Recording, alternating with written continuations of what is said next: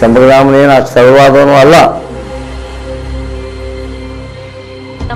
ಇದು ಮಂಗಳಮುಖಿಯರಂದ್ರೆ ತಲಾಂತರದಿಂದ ನಡ್ಕೊಂಡು ಬಂದಿರೋದು.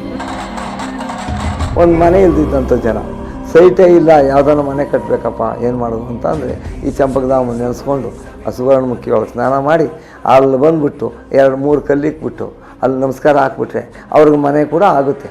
ಒಂದು ಮುಸ್ಲಿಮ್ಸ್ ಮುಖಿನ ಸೊತ್ತೋಯ್ತು ಅಂತೇಳಿ ಊರ ಬಾಕ್ಲಲ್ಲಿ ಇರ್ತಕ್ಕಂಥ ಗರುಡಗಂಬ ಮಾರಮ್ಮನ ದೇವಸ್ಥಾನ ಇದ್ದಿಲ್ಲ, ಅಲ್ಲಿ ರಾತ್ರಿ ಅರ್ಧ ರಾತ್ರಿ ತಳ್ಬಿಟ್ಟು ಹೋಗ್ಬಿಟ್ಟಿದ್ದಾರೆ. ಒಂದು ಟೈಮಲ್ಲಿ ನಡೆಯೋಕ್ಕಾಗಲ್ಲ ಆ ಅಮ್ಮನಿಗೆ. ನಮಸ್ಕಾರ ವೀಕ್ಷಕರೇ, ಇವತ್ತು ನಾವಿದ್ದೀವಿ ಬನ್ನೇರಘಟ್ಟ ಹತ್ರ ಇರುವಂತಹ ಚಂಪಕ ಸ್ವಾಮಿ ದೇವಾಲಯದಲ್ಲಿ. ಈ ದೇವಾಲಯವು ಭಾರತದ ಅತ್ಯಂತ ಪುರಾತನ ಕಾಲದ ದೇವಾಲಯಗಳಲ್ಲಿ ಒಂದಾಗಿದೆ. ಈ ದೇವಾಲಯವು ಅನೇಕ ವಿಶೇಷತೆ ಹಾಗೂ ವಿಸ್ಮಯಗಳನ್ನ ಒಳಗೊಂಡಿದೆ. ಇದರ ಬಗ್ಗೆ ನಾನು ನಿಮ್ಗೆ ಪರಿಚಯ ಮಾಡಿಸ್ಕೊಡ್ತೀನಿ. ಇದು ಚಂಪಕಧಾಮ ಸ್ವಾಮಿ ಅಂತೇಳಿ ಬೆಂಗಳೂರಿಗೆ ಅತಿ ಸಮೀಪ ಇರ್ತಕ್ಕಂಥ ದೇವಸ್ಥಾನ. BBMPಗೆ 2 ಕಿಲೋಮೀಟರ್ ಇರ್ತಕ್ಕಂಥದ್ದು. ಮೊದಲಿಗೆ ಇದು ಬೆಂಗಳೂರು ನಗರ ಜಿಲ್ಲೆ ಅಂದರೆ ರಾಮನಗರ, ಚನ್ನಪಟ್ಟಣ, ಕನಕಪುರ, ಇದು ಫುಲ್ಲು ಒಂದು 20 ತಾಲೂಕು ಬರ್ತಾಯಿತ್ತು. ಅವಾಗಿತ್ತು ಬೆಂಗಳೂರು ನಗರ ಜಿಲ್ಲೆ. ಅದಕ್ಕೆ ಮೇಜರ್ ಟೆಂಪಲ್, ದೊಡ್ಡ ಜಾತ್ರೆ ಮಾರ್ಚ್ ಅನುರಾಧ ನಕ್ಷತ್ರದಲ್ಲಿ ಜಾತ್ರೆ ನಡೆಯುತ್ತೆ. ಈ ದೇವಸ್ಥಾನ ಇದಲ್ಲದೆ ಇದು ಚಂಪಕಾರಣ್ಯ ಅಂತ ಕಾಡಿದ್ದಕ್ಕೆ. ಚಂಪಕಧಾಮ ಸ್ವಾಮಿ ಹೆಸರು ಏನಂದರೆ ಸಂಪಿಗೆ ಹೂವು ಇಡೋದ್ರಿಂದ ಚಂಪಕಾರಣ್ಯ ಅಂತ ಇವು ವನ ಇರೋದ್ರಿಂದ ಚಂಪಕಧಾಮ ಸ್ವಾಮಿಗೆ ಡೈಲಿ ಸಂಪಿಗೆ ಹೂವು ನೈವೇದ್ಯಕ್ಕಿಟ್ಟು ಪೂಜೆ ಮಾಡ್ತಾರೆ. ಮತ್ತು ಇದಲ್ಲದೆ ಇದು ಚಂಪಕಧಾಮ ಸ್ವಾಮಿ ಬೆಟ್ಟ ಹತ್ತಿ ಹಿಂಗೆ ಸಮೀಪದಲ್ಲಿರ್ತಕ್ಕಂಥ ವೈನಿಗಿರಿ ಬೆಟ್ಟದ ಮೇಲೆ ಹೋದರೆ ಲಕ್ಷ್ಮೀ ನರಸಿಂಹಸ್ವಾಮಿ ಅಂತ ದೇವಸ್ಥಾನ ಇದೆ. ಲಕ್ಷ್ಮೀ ನರಸಿಂಹಸ್ವಾಮಿ ದೇವಸ್ಥಾನ ದರ್ಶನ ಪಡ್ಕೊಂಡು ಕಾಡಲ್ಲಿ ಒಂದು 2 ಕಿಲೋಮೀಟ್ರ್ ಹೋದರೆ ಚಂಪಕಾರಣ್ಯ ಅಂತ ಕಾಡಲ್ಲಿ 2 ಕಿಲೋಮೀಟ್ರ್ ಹೋದರೆ ಸುವರ್ಣಮುಖಿ ಅಂತೇಳಿ ಅಲ್ಲಿ ಕಲ್ಯಾಣಿ ಇದೆ, ಆಂಜನೇಯನ ದೇವಸ್ಥಾನ ಇದೆ, ರಾಮಲಿಂಗೇಶ್ವರನ ದೇವಸ್ಥಾನ ಇದೆ. ಇದೆಲ್ಲ ಸುಮಾರು ಪುರಾತನ ಕಾಲದ್ದು, ನಮಗೆ ಗೊತ್ತಿದ್ದಂಗೆ ಸುಮಾರು 1000 ವರ್ಷದ್ದು ಅಂತ ಹೇಳ್ತಾರೆ. ಸರ್, ನೀವು ಮಂಗಳಮುಖಿಯವರು ಬಂದು ಇಲ್ಲಿ ವಿಶೇಷವಾಗಿ ಪೂಜೆ ಸಲ್ಲಿಸ್ತಾರೆ ಅಂತ ಹೇಳಿದ್ರಿ. ಅದಕ್ಕೂ ಇವ್ರಿಗೂ ಸಂಬಂಧ ಏನು? ಎಷ್ಟು ವರ್ಷದಿಂದ ಮಾಡ್ತಿದ್ದಾರೆ? ಇದು ಮಂಗಳಮುಖಿಯರಂದ್ರೆ ತಲಾಂತರದಿಂದ ನಡ್ಕೊಂಡ್ ಬಂದಿರೋದು. ಜಾತ್ರೆ ಯಾವಾಗ ಸ್ಟಾರ್ಟ್ ಆಯ್ತೋ ಅವತ್ತಿಂದ ಇದು ನಡ್ಕೊಂಡ್ ಬಂದಿರೋದು, ಶುರುವಾದಾಗಿಂದನು.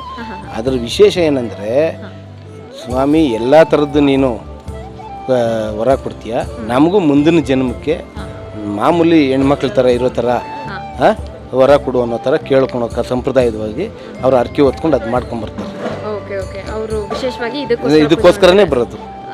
ಅವ್ರು ಇದಕ್ಕೋಸ್ಕರ ದುಡ್ಡೆಲ್ಲ ಕೂಡಿ ಇಟ್ಕೊಂಡಿರ್ತಾರೆ, ಬರ್ತಾರೆ ಎಲ್ಲ ಅವ್ರ ಜೊತೆಲಿರೋರೆಲ್ಲರೂ, ಹುಡುಗರು ಎಲ್ಲರೂ ಬಳೆ ಗಿಳೆ ಎಲ್ಲ ಇಟ್ಕೊಂಡು ಈ ನಾರ್ಮಲ್ ಮನುಷ್ಯನಾಗಿ ಮಾಡಪ್ಪ ಅಂತ ಸ್ವಾಮಿ ಹತ್ರ ಕೇಳ್ಕೊತಾರೆ.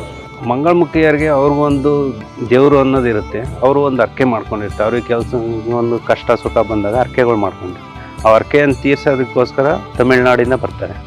ತಂದುಬಿಟ್ಟು ಮಾರ್ಚ್ ತಿಂಗಳಲ್ಲಿ 3 ದಿನಗಳ ಜಾತ್ರೆ ನಡೀತಿದೆ. ಆ ಜಾತ್ರೆಯಲ್ಲಿ ಸುವರ್ಣಮುಖಿ ಅಂತ ನದಿ ಇದೆ ಕಾಡೊಳಗೆ. ಆ ಸುವರ್ಣಮುಖಿಗೆ ಹೋಗಿಬಿಟ್ಟು ಮುಳುಗಿಬಿಟ್ಟು ಸ್ನಾನ ಮಾಡಿ ಅವರು ಚಂಪಕಧಾಮ ಟೆಂಪಲ್ ಹತ್ರ ಬಂದುಬಿಟ್ಟು ಅಲ್ಲಿ ಮಲ್ಲಿಗೆ ಹೂವಿನ ಹಾರ ಹಾಕ್ಕೊಂಡು, ಅಂದರೆ ಮಡಿಯಲ್ಲಿ ಮಲ್ಲಿಗೆ ಹೂವಿನ ಹಾರ ಹಾಕ್ಬಿಟ್ಟು ಇಲ್ಲಿಂದ ಒಂದು 2 ಕಿಲೋಮೀಟ್ರ್ ಮುಂದೆ ಹೋದರೆ ಬೇಗಿಹಳ್ಳಿ ಅಂತ ಒಂದು ಊರಿದೆ. ಅಲ್ಲಿ ಬೇಗಳಮ್ಮ ಅಂತ ಒಂದು ದೇವಸ್ಥಾನ ಇದೆ. ಆ ಬೇಗಳಮ್ಮ ದೇವಸ್ಥಾನದ ಹತ್ರ ತಾನು ಅಂದ್ಕೊಂಡಿದ್ದ ಅರ್ಕೆಯನ್ನು ತೀರಿಸಿಬಿಟ್ಟು ಆ ಮಲ್ಲಿಗೆ ಹೂವಿನ ಹಾರವನ್ನು ತೆಗೆದಾಕ್ಬಿಟ್ಟು ಅವ್ರದ್ದು ಏನು ಅಂದ್ಕೊಂಡಿರ್ತಾರೆ ಆ ಅರ್ಕೆಯನ್ನು ತೀರಿಸಿಬಿಟ್ಟು ಅಲ್ಲಿ ನನಗೆ ಕಷ್ಟಗಳನ್ನು ಪರಿಹರಿಸಪ್ಪ, ಅವ್ರೇನು ಅಂದ್ಕೊಂಡಿರ್ತಾರೆ ಮನಸ್ಸಲ್ಲಿ ಅದನ್ನು ಹೇಳಿಬಿಟ್ಟು ಬಂದ್ಬಿಡ್ತಾರೆ. ಸುಮಾರು 2,000-3,000 ಮಂಗಳಮುಖಿಯರು ಬರ್ತಾರೆ. ಟೋಟಲ್ ಎಲ್ಲ ಜನಸಂಖ್ಯೆ ಅಂದರೆ 2-3 ಲಕ್ಷ ಜನ ಸೇರುತ್ತೆ. ಅವರು ವೇಷಭೂಷಣ ಅವಷ್ಟು ಕಲೆ ಬರುತ್ತೆ. ಹೆಂಗೆ ಅಂದರೆ ಅವ್ರಿಗೆ ಮೈಯೆಲ್ಲ ತುಂಬತೈತೆ. ಆ ದೇವರು ಇಲ್ಲಿ ಒಂದು ಪೂಜೆಗೆ ಇಟ್ಕೊಂಡ್ಬಿಟ್ಟು ಅವರೆಲ್ಲ ವೇಷಭೂಷಣ ಮಾಡ್ಕೊತ ಆ ಯಮನ ಆವೇಶನ ಆಗ್ತಾರೆ. ಆವಾಗ ಅವರು ಆ ಥರ ಆದಾಗ ಇಲ್ಲಿಂದ ನೋಡ್ಕೊಂಡೇ ಹೋಗ್ತಾರೆ ಅಲ್ಲಿಗೆ. ಅದು ಅವ್ರಿಗೆ ಒಬ್ಬರು ಒಂದು ಸಾರಿ ಬರ್ದಾ ಹೋದರೆ ಅವ್ರ ಮನೇಲಿ ಏನೋ ತೊಂದರೆ ಆಗ್ಬಿಡ್ತಾರೆ. ಆದ್ದರಿಂದ ಅವ್ರೇನು ಮಾಡೋದು, ತಪ್ಪುತ್ತೀರ ಬರ್ತಾರೆ ತಲಾಂತರದಿಂದ. ಇದಲ್ಲದೆ ನಮ್ಮ ದ್ವಾಪರ ಯುಗ, ತ್ರೇತಾ ಯುಗ, ಕಲಿಯುಗ ಟೆಂಪಲ್ಲು ಒಳಗಡೆ 2 ದೇವಸ್ಥಾನ ಇದೆ. ಇದು 3ನೇ ದೇವಸ್ಥಾನ ಅಂತ ಹೇಳ್ತಾರೆ ನಮ್ಮ ಪುರಾತನ ತಾತ ಮುತ್ತಾಜ. ಅವ್ರಿಗೆಲ್ಲರಿಗೂ ಕೇಳಿಸಿದೆ, ಏನು ಇಲ್ಲಿ ಭಜನೆ ಆಗೋದು ಇದೆಲ್ಲ ಇಲ್ಲಿ ಯಾರು ಶ್ರದ್ಧಾ ಭಕ್ತಿಯಿಂದ ಮಲ್ಕೊತಾರೆ ಅವ್ರಿಗೆ ಒಳಗಡೆ ಒಂದು ದೇವಸ್ಥಾನ ಇದೆಯಲ್ಲ ಅದ್ರದ್ದು ಕೇಳ್ತೈತೆ ಭಜನೆ ಆಗೋದು ಎಲ್ಲ. ನಮಗೆ ರೀಸೆಂಟಾಗಿ ಪೊಲೀಸರೊಬ್ಬರಿಗೆ ನೈಟ್ ರೌಂಡ್ ಬಂದಾಗ ಕೇಳಿಸಿದೆ, ನೀವು ಯಾರನ್ನೋ ಒಳಗಡೆ ಬಿಟ್ಬಿಟ್ಟು ಬೀಗ ಹಾಕ್ಕೊಂಡ್ಬಿಟ್ಟಿದ್ದೀರಾ ಅಂತ. ನಮಗೆ ಬಂದು ಎಬ್ಬಿಸಿದಾಗ ನೀನೇ ಪುಣ್ಯವಂತನಪ್ಪ, ಈ ಥರ ಏನಿಲ್ಲ ಅಂಥೇಳಿ ಎಲ್ಲ ಪೂರ್ತಿ ನೀನು ಅದು ದೈವ ನೀನು ಕೇಳಿಸಿರೋದು, ನೀನೇ ಪುಣ್ಯವಂತ ಅಂತ ಹೇಳಿದಾಗ ಆ ಥರ ಆಗಿ ಸುಮ್ಮನೆ ಬಿಟ್ಟಿದೆ. ಅದೇ ಥರ ಸುಮಾರು 1000 ಜನಕ್ಕೆ ಕೇಳಿಸಿದೆ ನೋಡಿ. ಈಗಲೂ ಇದೆಲ್ಲ ಸೌಂಡು ಸದ್ದು ನೋಡಿ ಸೌಂಡು, ಕೆಳಗಡೆ ದೇವಸ್ಥಾನ ಇರೋ ಥರನೇ ಸೌಂಡು ಆ ಥರ. ಇಲ್ಲಿ ಅಭಿಷೇಕ ಮಾಡಿದ್ರೆ ಅವಾಗೇ ಮಾಡಿರೋದು, ಇದು ಪುರಾತನ ಕಾಲದಲ್ಲೇ ದೇವಸ್ಥಾನದಲ್ಲಿ ಮಾಡಿರೋದು. ಅಭಿಷೇಕ ಮಾಡಿದ್ರೆ 100 ಮೀಟ್ರ್ ಆಚೆ ಹೋಗುತ್ತೆ ತೀರ್ಥ ನೀರು, ಇಲ್ಲಿ ಬೀಳ್ತಕ್ಕಂಥ ನೀರೆಲ್ಲ 100 ಮೀಟ್ರ್ ಆಚೆ ಹೋಗುತ್ತೆ. ಹಾಗೇ ಮಾಡಿರೋದು, ನಾವೆಲ್ಲ ಮಾಡಿರೋದಲ್ಲ. ಇದು ಎಂಟ್ರೆನ್ಸು. ನಾನು ಹೇಳಿದ್ನಲ್ಲ, ದ್ವಾಪರ ಯುಗ, ಕಲಿಯುಗ, ತೇತ್ರಯುಗ ಟೆಂಪಲ್ ಅಂತೇಳಿ. ಇಲ್ಲಿ ಕೆಳಗಡೆ 2 ದೇವಸ್ಥಾನ ಇದೆಯಂತೆ. ಅದಕ್ಕೆ ಭೂಮಿ ರಸಮಟ್ಟಕ್ಕೆ ಅಲ್ಲಿಂದ ಇದು ಹೈಟ್ ನೋಡಿ ಎಷ್ಟು ಹೈಟ್ ಇದೆ ಅಂತ. ಒಳಗಡೆ 2 ದೇವಸ್ಥಾನ ಇದೆ ಅಂತೇಳಿ ಈ ದೇವಾಲಯ ಈಗ ನಿರ್ಮಿಸಿದೆ ಅನ್ನೋದು. ಅದಕ್ಕೆ ಇಲ್ಲಿ ಎಂಟ್ರೆನ್ಸ್ ಇದು, ಒಳಗಡೆ ಹೋಗೋದಕ್ಕೆ ಬರೋದಕ್ಕೆ ಇದು ಎಂಟ್ರೆನ್ಸು. ಈ ಎಂಟ್ರೆನ್ಸಿಂದನೇ ಹೋಗ್ತಾ ಇದ್ದಿದ್ದು ಅಂಥೇಳಿ. ಮತ್ತು ಇಲ್ಲಿರ್ತಕ್ಕಂಥ ದೇವ್ರ ಉತ್ಸವ ಮೂರ್ತಿ ಇದೆಯಲ್ಲ, ನಮ್ಮ ದೇವಸ್ಥಾನದಲ್ಲಿರ್ತಕ್ಕಂಥ ಉತ್ಸವ ಮೂರ್ತಿ ಎಲ್ಲ ದೇವಸ್ಥಾನಗಳಲ್ಲೂ ಜನಗಳು ನರಮಾನವರು ಮಾಡಿರೋದು. ನಮ್ಮ ದೇವಸ್ಥಾನದಲ್ಲಿರ್ತಕ್ಕಂಥ ಉತ್ಸವ ಮೂರ್ತಿ ದೈವಮಾನವರು ಮಾಡಿರೋದು. ನಮ್ಮ ಯುಗ ಮುಗೀತು, ನೀವು ಇಟ್ಕೊಂಡು ಪೂಜೆ ಮಾಡಿ ಅಂಥೇಳಿ ಆ ಉತ್ಸವ ಮೂರ್ತಿನ ಕೊಟ್ಟಿದ್ದಾರೆ. ಅವರೇ ಕೊಟ್ಟು ಹೋಗಿರೋದು. ಅವರೇ ಯಾವಾಗ ವರ್ಷಕ್ಕೊಂದ್ಕಿತ ಬಂದು ಈ ಸ್ವಾಮಿಗೆ ಪೂಜೆ ಮಾಡ್ಕೊಂಡು ಹೋಗ್ತಾ ಇದ್ರಂತೆ. ಇದು ಎಂಟ್ರೆನ್ಸ್ ದ್ವಾರ, ಇದು ಈ ದ್ವಾರ ಪಾದದ. ಅದಕ್ಕೆ ನೋಡಿ, ಗೌರ್ಮೆಂಟ್ ಅಂಡರ್ಟೇಕಿಂಗ್ ಆದಮೇಲೆ ಇಷ್ಟು ಜಾಗನೂ ಪೂರ್ತಿ ಎಲ್ಲ ರಿವೇಷನ್ ಮಾಡಿದೆ, ನೋಡ್ಕೊಂಬನ್ನಿ ಎಲ್ಲ. ಇದು ಮಾತ್ರ ಮಾಡೋಕ್ಕಾಗಿಲ್ಲ. ಇಲ್ಲಿ ಮಾಡೋಕ್ಕೋದ್ರೆ ಅವರು ಬ್ಲಡ್ ವಾಮಿಟ್ ಮಾಡೋದು, ನಾಗರಾವ್ ಸರ್ಪ ಬರೋದು, ಇದೆಲ್ಲ ಆಗಿ ಅಷ್ಟಕ್ಕೆ ನಿಂತಿತ್ತು. ಒಂದು ಮುಸ್ಲಿಮ್ಸ್ ಮುದುಕಿ ಸತ್ತೋಯ್ತು ಅಂತೇಳಿ ಊರ ಬಾಕ್ಲಲ್ಲಿರ್ತಕ್ಕಂಥ ಗರುಡಗಂಬ ಮಾರಮ್ಮನ ದೇವಸ್ಥಾನ ಇದ್ದಿಲ್ಲ, ಅಲ್ಲಿ ರಾತ್ರಿ ಅರ್ಧ ರಾತ್ರಿ ತಳ್ಬಿಟ್ಟು ಹೋಗ್ಬಿಟ್ಟಿದ್ದಾರೆ. ಒಂದು ಟೈಮಲ್ಲಿ ನಡೆಯೋಕ್ಕಾಗಲ್ಲ ಆ ಅಮ್ಮನಿಗೆ, ಮುಸ್ಲಿಮ್ಸ್ ಆ ಅಮ್ಮನ ತಳ್ಬಿಟ್ಟು ಹೋಗ್ಬಿಟ್ಟಿದ್ದಾರೆ, ಯಾರೂ ಇಲ್ಲ. ಅಲ್ಲೇ ಎದುರುಗಡೆ ಮನೆಯವರೊಬ್ಬರು ಅವ್ರಿಗೆ ಊಟ ನೀರೆಲ್ಲ ಕೊಟ್ಕೊಂಡಿದ್ದು. ಅದಾದ ನಂತರ 1-2 ತಿಂಗಳ ನಂತರ ಚೇತರಿಸ್ಕೊಂಡ ಅಮ್ಮ. ಹಂಗೆ ದೇಕ್ಕೊಂಡು ಬಂದು ಇಲ್ಲಿ ದೇವಸ್ಥಾನದ ಮೆಟ್ಲಲ್ಲಿ ಎಲ್ಲ ಕ್ಲೀನ್ ಮಾಡಿಕೊಂಡು, ನೀರು ಹಾಕ್ಕೊಂಡು, ರಂಗೋಲಿ ಗುಡಿಸೋದು, ಇದು ಮಾಡ್ಕೊಂಡು ಕ್ಲೀನಾಗಿ 1 ವರ್ಷಕ್ಕೆ ಕರೆಕ್ಟಾಗಿ ಚೆನ್ನಾಗಾಗಿ ಓದ್ಲ ಅಮ್ಮ.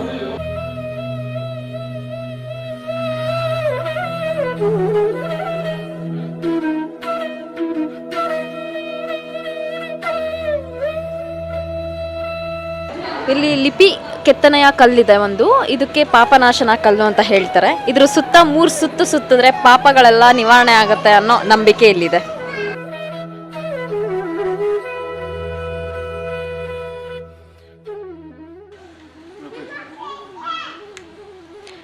ಚಂಪಕಸ್ವಾಮಿ ದೇವಸ್ಥಾನಕ್ಕೆ ಇಷ್ಟೊತ್ತವರೆಗೂ ದರ್ಶನ ಮಾಡಿದ್ವಿ. ಈಗ ಅದೇ ಬಲಭಾಗಕ್ಕೆ, ದೇವಸ್ಥಾನದ ಬಲಭಾಗಕ್ಕೆ ನಮಗೆ ಒಂದು ದಾರಿ ಇದೆ, ಅದು ಲಕ್ಷ್ಮೀ ನರಸಿಂಹಸ್ವಾಮಿ ದೇವಾಲಯಕ್ಕೆ. ಅಲ್ಲಿಗೆ ಹೋಗೋಣ.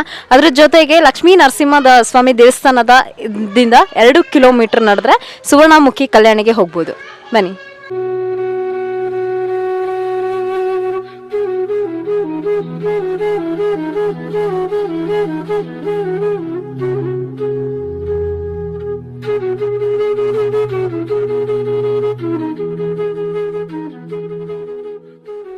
ಓಕೆ ವೀಕ್ಷಕರೇ, ಇಷ್ಟೊತ್ತವರೆಗೂ ನೋಡಿದ್ವಿ. 1 ಕಿಲೋಮೀಟರ್ ಆಲ್ಮೋಸ್ಟ್ ರೀಚ್ ಆಗಿದ್ದೀವಿ. 1 ಕಿಲೋಮೀಟರ್ ಅಷ್ಟೇ ಸುವರ್ಣಮುಖಿ ಕಲ್ಯಾಣಿಗೆ. ನೋಡ್ತಾ ಇದ್ದೀರಾ, ಸಿಕ್ಕಾಪಟ್ಟೆ ಕಾಡು ಥರ ಕಾಣಿಸ್ತಾ ಇದೆ. ಆಮೇಲೆ ಇಲ್ಲಿ ಆನೆಗಳೆಲ್ಲ ಓಡಾಡುತ್ತೆ ಅಂತ ಹೇಳ್ತಾರೆ. ಇನ್ನು ಅನೇಕ ಕಾಡು ಪ್ರಾಣಿಗಳು ಓಡಾಡುತ್ತೆ ಅಂತ ಹೇಳ್ತಾರೆ. ನಾನು ನೋಡಿಲ್ಲ, ಆದರೆ ಸಿಕ್ಕಿದ್ರೆ ಅದು ನಿಮ್ಮ ಅದೃಷ್ಟ ಅಂತಲೇ ಹೇಳ್ಬೋದು. ಇನ್ನೇನು ಸುವರ್ಣಮುಖಿ ಕಲ್ಯಾಣಿಗೆ 1 ಕಿಲೋಮೀಟರ್ ಅಷ್ಟೇ. ಬನ್ನಿ ಹೋಗೋಣ.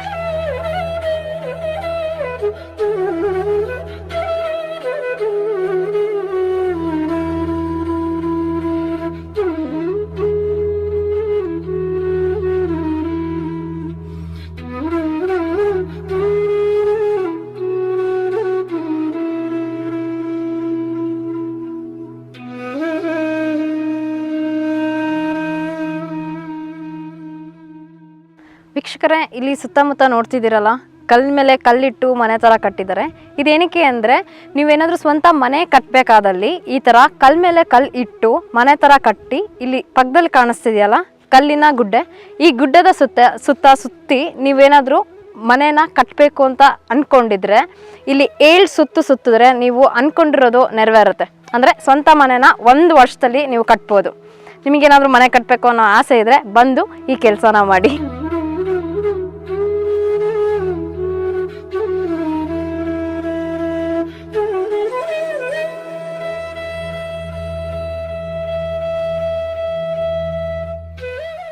ಆ ಕಲ್ಲು ಒಂದು ಪ್ರತೀತಿ ಇದೆ. ಆ ಕಲ್ಲು ಕಟ್ಟೋದಕ್ಕೆ ಏನಂದರೆ, ಅಲ್ಲಿ ಏನಾದರೂ ನಾವು ಮನಸ್ಸಲ್ಲಿ ಅಂದ್ಕೊಂಡ್ರೆ, ನಮ್ಮದೇನೋ ಕೆಲಸ ಕಾರ್ಯ ಆಗಬೇಕು ಅಂದರೆ, ವ್ಯವಹಾರ ಆಗಲಿ, ಒಂದು ಮಕ್ಕಳು ಆಗಲಿ, ಮಗು ಆಗೋದಾಗಲಿ, ಮನೆ ಕಟ್ಟೋದಾಗಲಿ, ಒಂದು ವ್ಯವಹಾರ ಮಾಡೋದಾಗಲಿ, ಮತ್ತೊಂದು ಬೇರೆ ಏನಾದರೂ ಅಂದ್ಕೊಂಡ್ರೆ ಮನಸ್ಸಲ್ಲಿ, ಅದು ಆಗಬೇಕು ಅಂದರೆ ಅಲ್ಲಿ ಹೋಗ್ಬಿಟ್ಟು ನಾವು ಕಲ್ಲು ಕಟ್ಟಿಬಿಟ್ಟು ಅದನ್ನು ಮನಸ್ಸಲ್ಲಿ ಅಂದ್ಕೊಂಬಂದರೆ 1 ಇಯರಲ್ಲಿ 1.5 ಇಯರಲ್ಲಿ ಅದು ಸಕ್ಸಸ್ ಆಗುತ್ತೆ. ಅದಕ್ಕೋಸ್ಕರ ಹಿಂದಿನಿಂದಲೂ ಜನಗಳು ಏನು ಮಾಡ್ತಿದ್ದಾರೆ ಅಂದರೆ ಅಲ್ಲಿ ಕಲ್ಲು ಕಟ್ಟಿ ಬಂದು ತನ್ನ ಹರಕೆಯನ್ನು ಸುಗಮಗೊಂಡ ನಂತರ ಅಲ್ಲಿ ಹೋಗಿ ಆ ಕಲ್ಲನ್ನು ಕಿತ್ತಾಕಿ ಮತ್ತೆ ಬರ್ತಾರೆ. ಅವ್ರ ಕೆಲಸ ಸಕ್ಸಸ್ ಆದ ನಂತರ ಅದರಲ್ಲಿ ಮತ್ತೆ ಮಕ್ಕಳೆಲ್ಲ ಆಗಲಿಲ್ಲ ಅನ್ನೋದಕ್ಕೆ ಒಂದು ತೊಟ್ಲು ಕಟ್ತಾರೆ, ಕಲ್ಲಿನ ರೂಪದಲ್ಲಿ ತೊಟ್ಲು ಕಟ್ತಾರೆ. ಅವರಿಗೆ 99% ಇಲ್ಲಿ 100% ಸಕ್ಸಸ್ ಆಗಿದೆ. ಮಕ್ಕಳಿಲ್ದವ್ರಿಗೆ ಬಂದು ಪ್ರಾರ್ಥನೆ ಮಾಡಿಕೊಂಡು ಮಕ್ಕಳು ಅವ್ರಿಗೆಲ್ಲ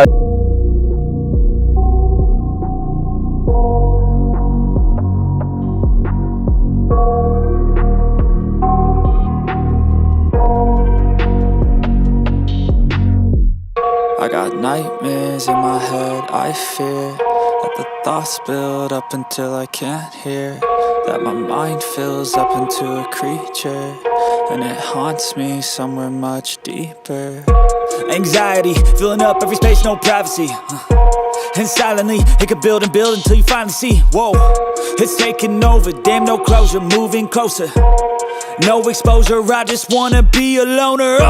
Some can't stay sober, looking over all their shoulders, like moving boulders just to get out of the home. It sucks, I've had enough, I don't wanna feel the stuck under the rug, all my problems that I shove. I got nightmares in my head, I fear that the thoughts build up until I can't hear, that my mind fills up into a creature, and it haunts me somewhere much deeper. I got nightmares in my head, I fear that the thoughts build up until I can't hear, that my mind fills up into a creature, and it haunts me somewhere much deeper. I've been feeling weird, I can't seem to focus good enough, nothing's really clear, sometimes it could be a little tough, I just need to feel like the end's in sight for me, but let's be really real, anxiety can foggy all this stuff. I've been feeling weird, I can't seem to focus good enough, nothing's really clear, sometimes it could be a little tough, I just need to feel like the end's in sight for me, but let's be really real, anxiety can foggy all this stuff. It sucks when you finally feel like giving up. Oh God, no luck. Everything feels like you're sticky stuck. I'm lost, handcuffed to the bed where I sleep. Don't give a fuck. Can't stop, unplug. Feeling overwhelmed. I think I've had enough. Gotta find a way to get some energy. Gotta find someone who's a good friend of me. I need purpose to make it all worth it. I'm still searching and I'm still learning. I want a life that's filled with memories, not a life with regret in front of me. I need focus to keep me from hopeless psychosis if I keep moping. I got nightmares in my head. I fear that the thoughts build up.